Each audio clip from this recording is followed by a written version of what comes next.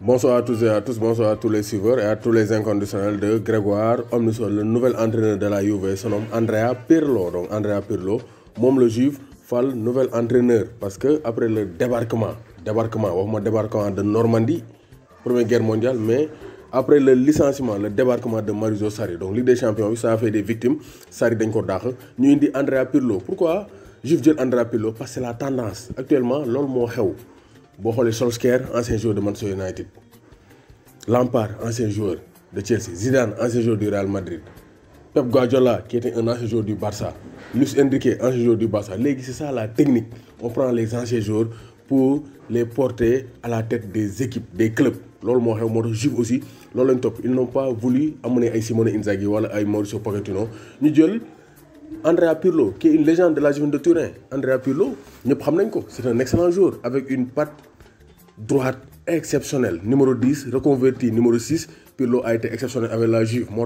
Donc il a donné ses premiers mots. Mune, contento e orgoglioso de ricevere tanta stima e de fiducia da Juventus de Turin.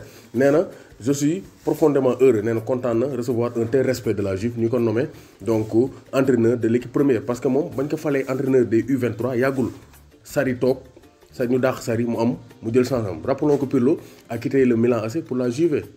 Parce que Pirlo dafa nekk Milan toj ko rajax Milan ne Pirlo màgget na de 2001 à 2011 Pirlo joué na Milan AC. Après Milan ne dafa màgget boobu Pirlo mu ngi am ay 32 ans parce que Pirlo il est né en 1979 Juve jël ko Pirlo def fa ay performances yu jéggi dayo. Joué na fa finale Ligue des Champions en 2015 perdu face au Barça.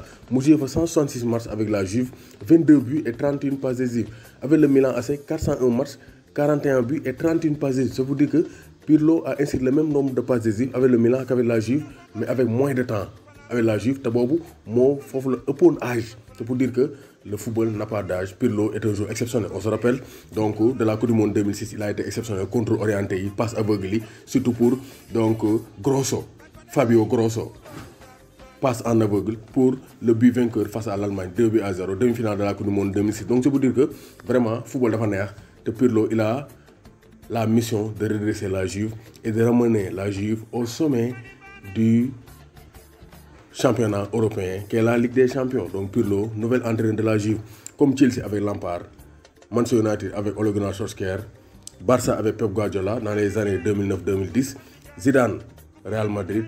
Donc les anciens du club sont au devant de la scène. Mondial Sport, leader de l'équipementier au Sénégal. 3 maillots simples à 12 000 francs et des blousons de très haute qualité. Donc maillots, blousons, équipements sportifs, godasses. Vous avez tout sur Mondial Sport 77 059 99 84. Si vous voulez des maillots avec des shorts, maillots plus culottes, c'est à 8 000 francs chez Mondial Sport. Donc des prix défiant toute concurrence.